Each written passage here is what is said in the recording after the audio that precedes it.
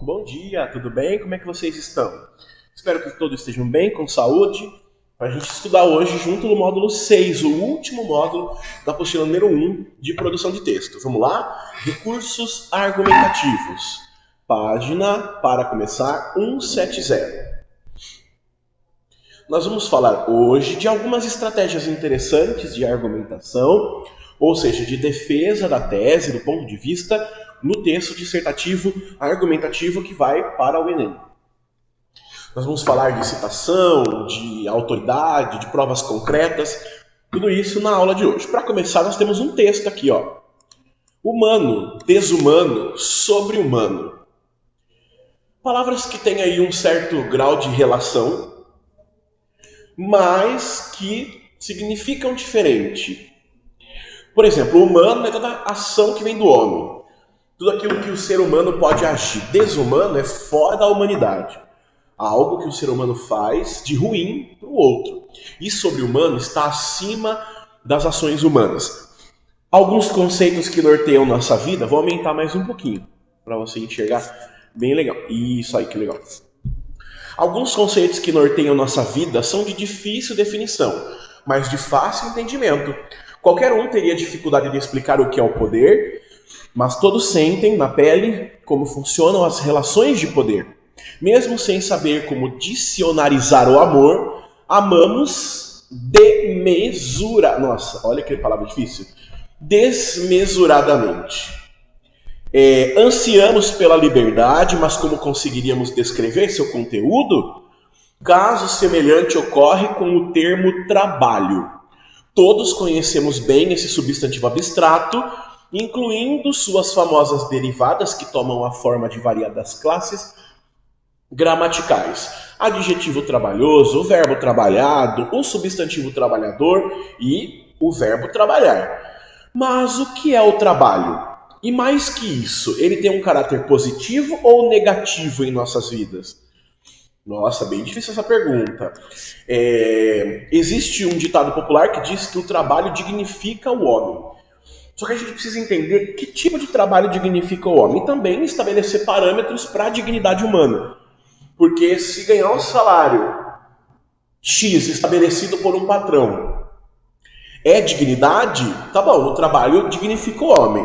Mas e quando esse trabalho não é o que você gosta? E quando esse trabalho explora a sua força e não te recompensa adequadamente? Quando o trabalho é visto sob o olhar de quem comanda e não sob o olhar de quem é comandado? Todas essas vertentes. Ai, que coisa de esquerda. Aliás, eu não estou trabalhando visão política, tá bom? Eu acho que se alguém pensou aí sobre esquerda e direita, pensou errado. Estou trabalhando o trabalho, tá bom? Não julgue o meu trabalho. Notemos que sob uma percepção semântica, ou seja, de sentido, o termo é dúbio, tem dupla interpretação. Nem sempre gostamos de trabalhar, mas gostamos de uma joia bem trabalhada. Bem como nos cansamos, porém nos satisfazemos depois de realizar uma tarefa trabalhosa. Eu acho que é pelo fim dela, não tem que fazer essa coisa de novo. Alguém gosta de ser visto como trabalhador? Não, possivelmente sim, dado que essa é a primeira característica que o senso comum antagoniza com o termo vagabundo.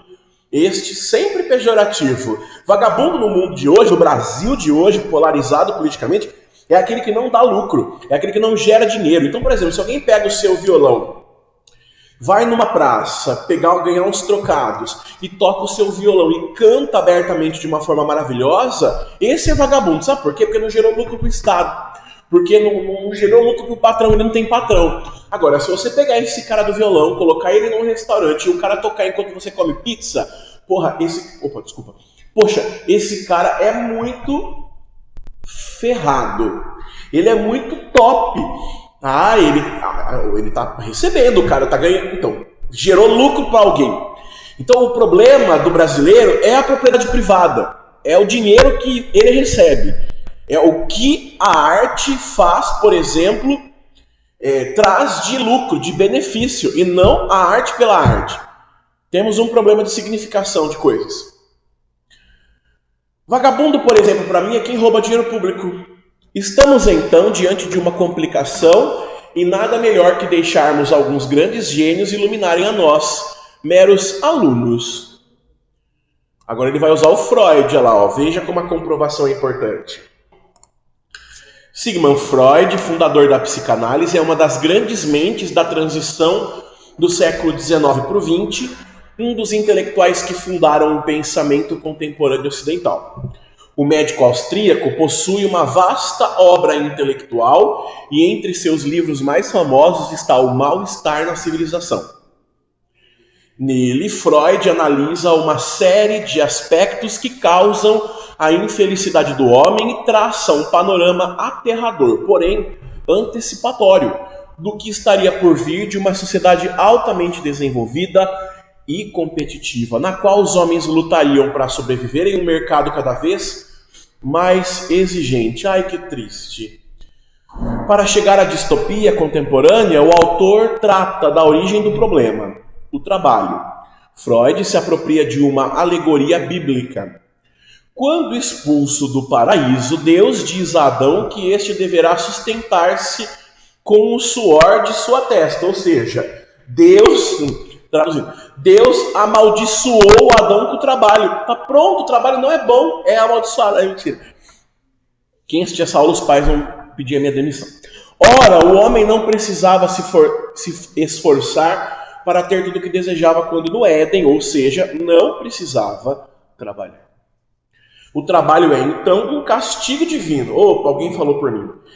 É aquilo que nós, reles humanos, pobres humanos, precisamos realizar para sobreviver. É penoso, doloroso, mas necessário.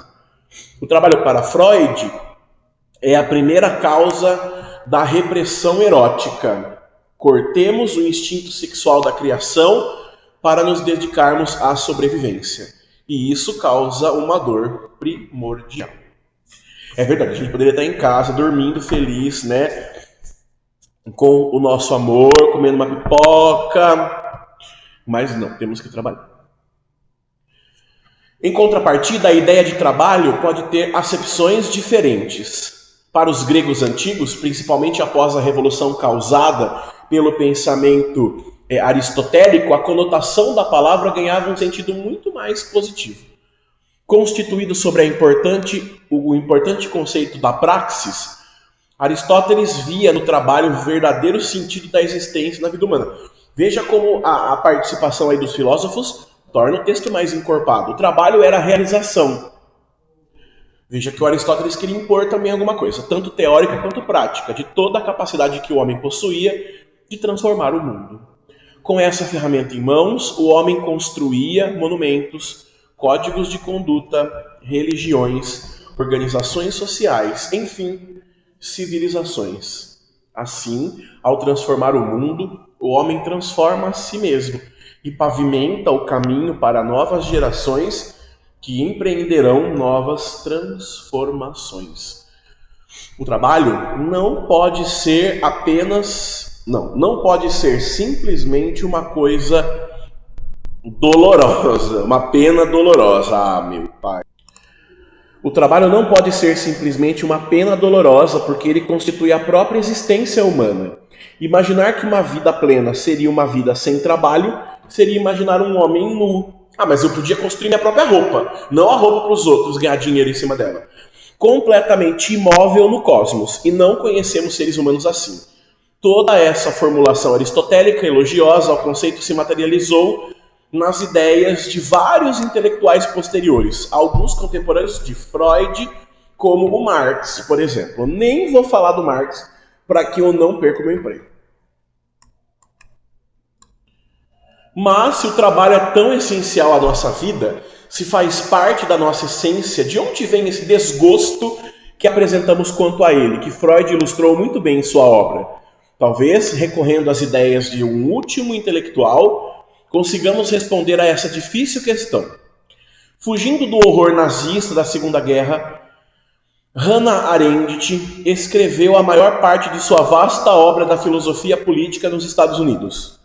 Seu magnum opus, nesse contexto, foi o emblemático A Condição Humana. Em um texto digressivo, livre, recheado de erudição, quase um ensaio intelectual, Arendt clareia esse dilema. Existe para ela o labor e o trabalho. E esses dois termos não podem ser confundidos.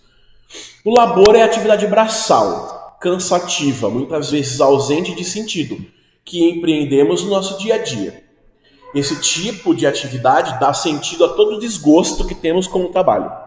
Uma entidade esvaziada, problemática, da qual queremos nos livrar. O trabalho, por outro lado, é aquilo que realizamos mesmo que não fosse aplicada nenhuma coação externa, salário, punição, ou seja, é aquilo que realizamos porque consideramos essencial, parte de nossa essência. Por exemplo, dar aulas no cursinho comunitário aos sábados, 3 da tarde, é trabalho. Agora, lavar louça, é labor. O rapaz que adora ler, mas que odeia ler obrigatoriamente os livros que são ministrados por algum professor da faculdade, sabe muito bem a diferença entre labor e trabalho. O homem que vive entediado em seu escritório em dias úteis, mas que trabalha para prazer absoluto na caridade, nos fins de semana, também reconhece muito bem essa divisão. Nisso, pasme, Arendt coloca que somos cada vez mais insatisfeitos com o trabalho, ou seja, ficamos cada dia mais próximos da distopia freudiana. Porque construímos modelos socioeconômicos pautados majoritariamente no labor e não no trabalho. Sendo assim, e para retomar novamente nosso favorito Aristóteles, percebemos, via caso concreto, que o saber nasce do espanto em relação a coisas óbvias.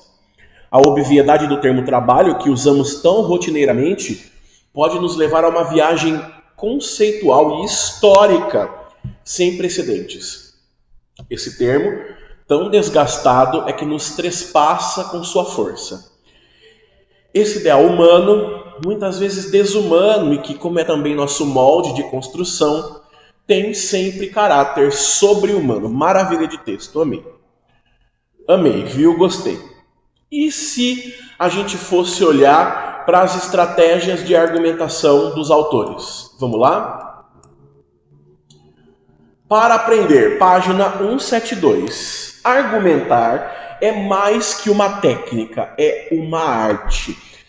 Saber organizar, selecionar essas palavras e convencer o seu leitor é fundamental. Chega a ser artístico, diz a apostila.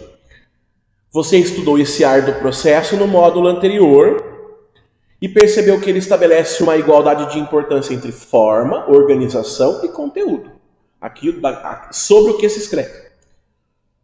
Porque a argumentação não é uma fórmula matemática, não depende inteiramente de quem a realiza, mas também da aceitação do leitor quanto às ideias propostas.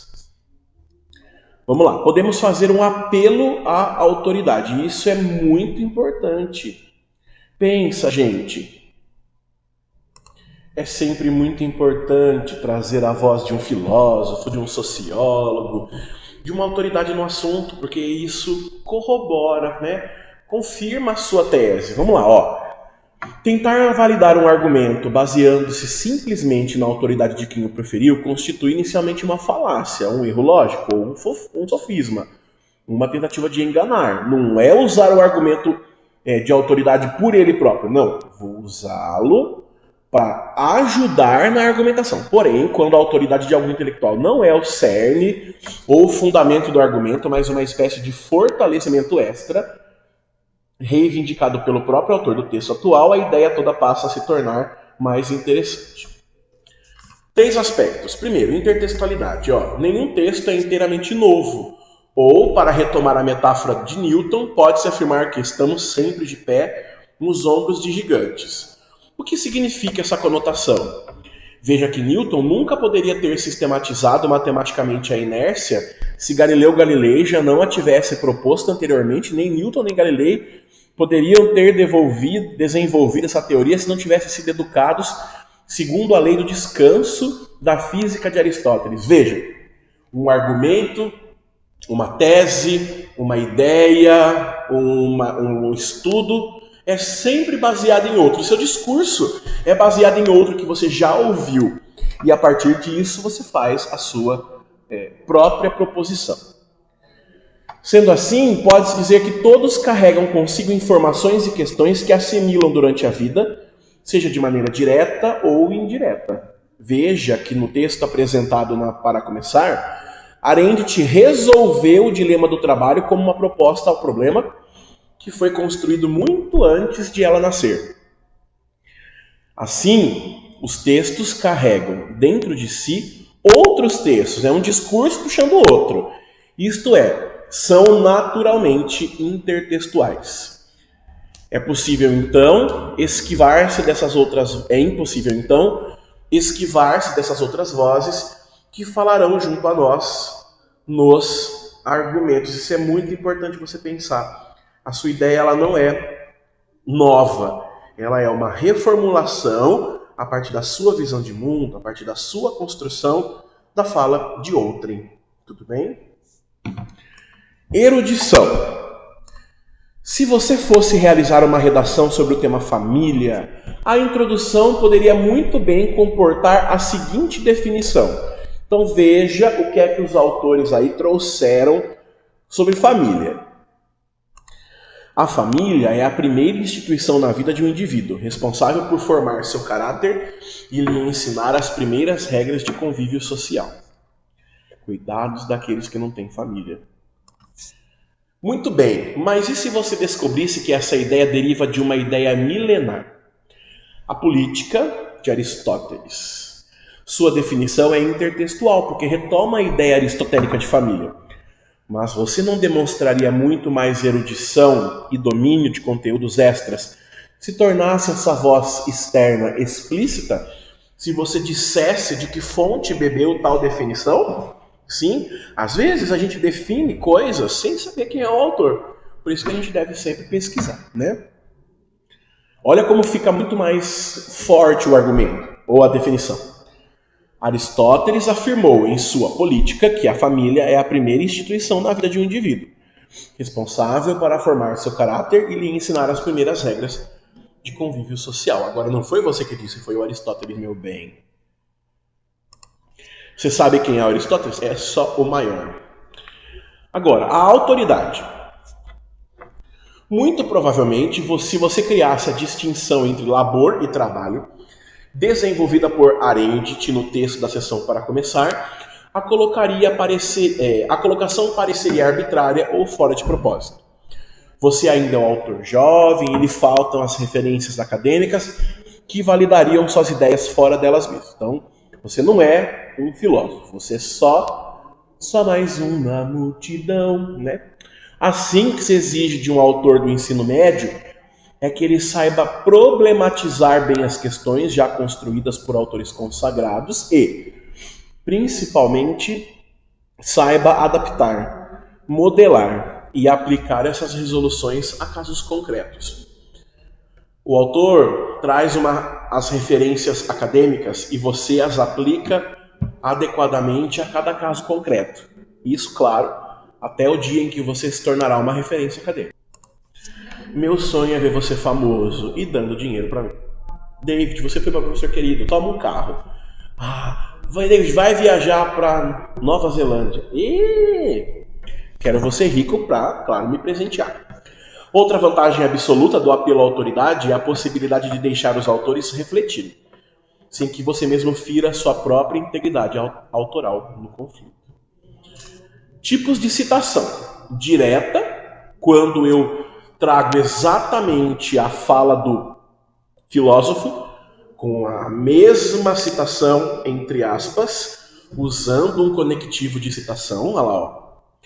Em uma sociedade sem organização estatal, viveríamos, como disse, olha o verbo indicando, Thomas Hobbes, uma guerra, abre aspas, de todos contra todos. Veja, essa citação é direta, é a fala exata do Thomas Hobbes, olha lá, entre aspas. Pode ser também uma citação indireta. Ela é uma reformulação, né? Você faz uma paráfrase da fala do autor, para passar o que o autor disse com a sua palavra. Pode ser interessante também. Citação indireta seria assim: seria impossível viver em uma sociedade sem Estado, visto que, como pensava Max Weber, agora você vai passar com as suas palavras. Aí vai dizer aqui como pensava o Weber, né? Agora a sua palavra. Qualquer organização humana comporta poder e dominação política. Ele não disse bem assim. Ele disse com outras palavras, mas você traduziu com a sua no mesmo sentido. Uma outra forma de argumentar é por meio de prova concreta. Imagine um pai aconselhando seu filho ainda muito jovem a não colocar um dedo em uma tomada sob o risco de levar um choque. A criança ignora a primeira, a segunda, a terceira admoestação do responsável e insere seu pequeno indicador no vão transmissor de energia. O comichão dá uma lição no pequeno e ele nunca mais terá problemas com tomadas. E isso, é claro, até crescer e lançar os mesmos avisos ao seu próprio filho, também curioso acerca daquele misterioso orifício. Esse caso clichê deriva de uma característica bastante humana que todos têm: a crença em um mundo empírico, aquele dos estudos, das comprovações. Por mais que um argumento lógico seja lançado e demonstrado, tomadas transmitem energia e o corpo humano é um condutor de corrente, portanto, você pode sofrer um choque.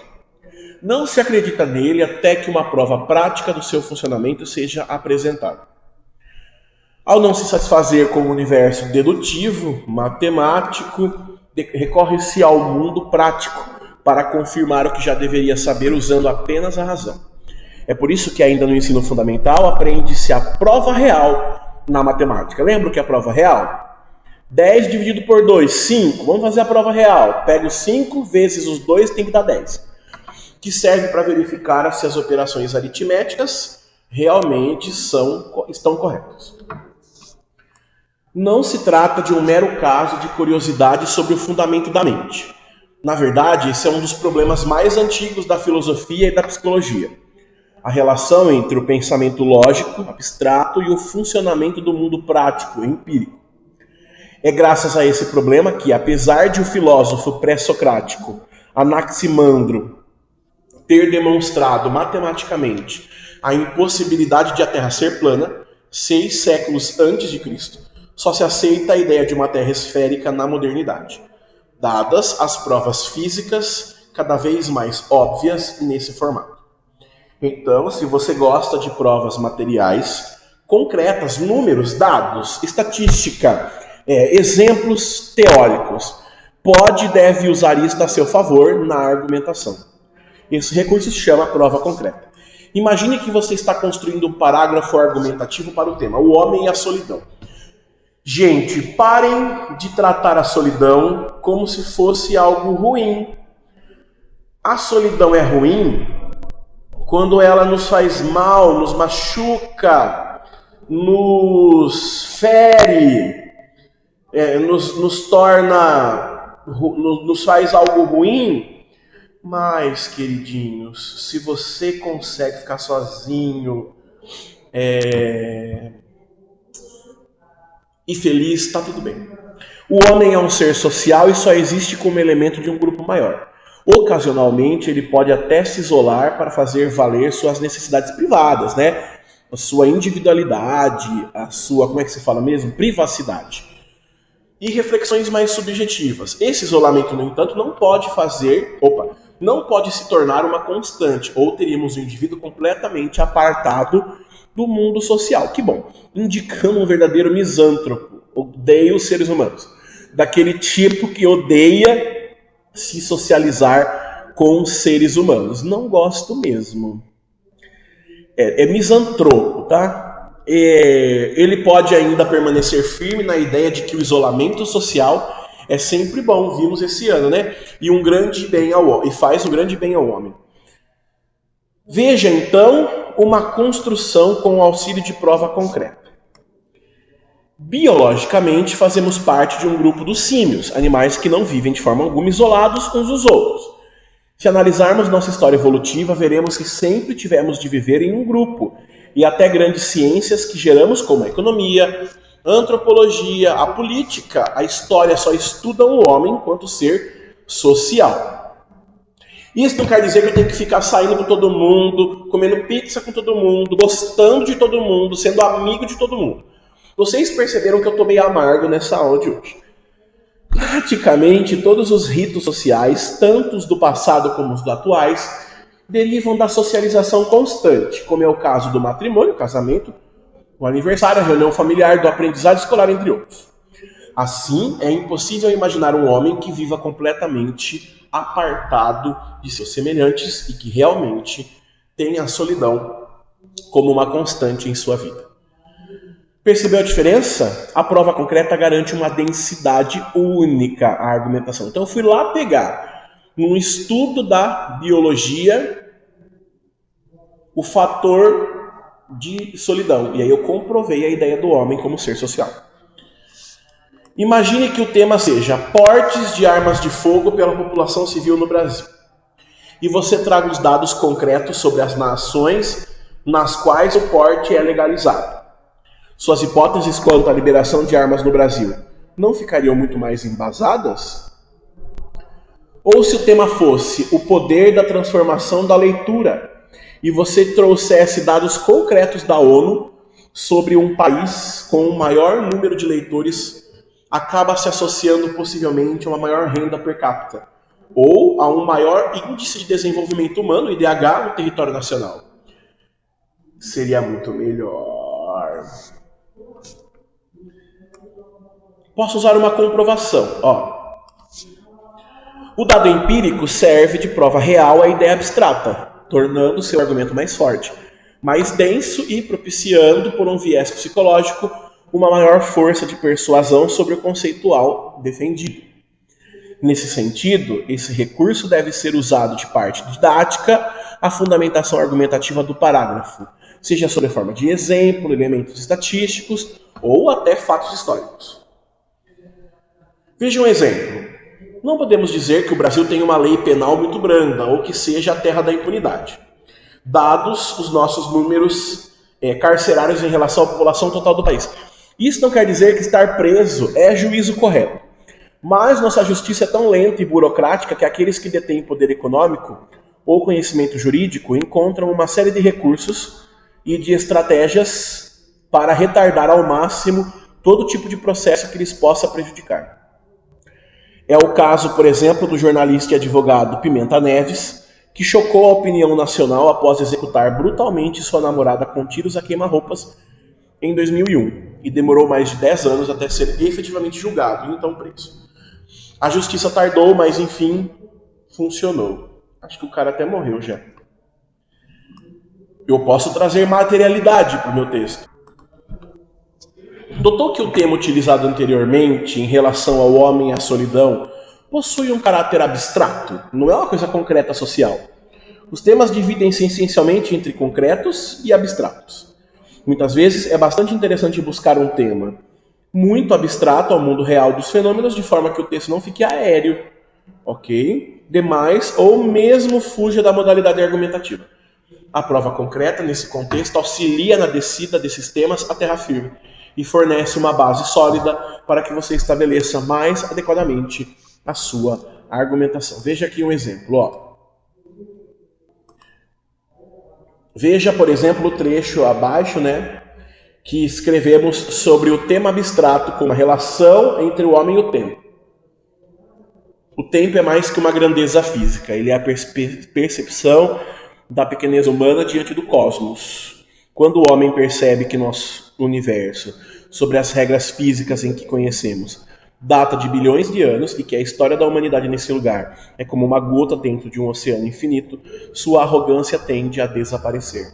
Percebemos-nos então como seres minúsculos, com afazeres mínimos que devem ser realizados rapidamente, nesse pequeno instante que é a nossa existência. Nessa abordagem física da data do cosmos em analogia ao tempo da vida do homem, como ser individual e da própria humanidade, garante que o texto não fique desorientado em divagações mentais e permite uma apresentação sólida de ideias que forçam o ser humano a reconhecer-se como um ser pequeno diante da infinidade do universo. Veja que materialização legal em tema abstrato. O dado concreto traz o texto para a realidade prática, da materialidade a ele e, novamente, permite que a construção da ideia não fique solta ao ar, porque agora se comprovou com algo materialista.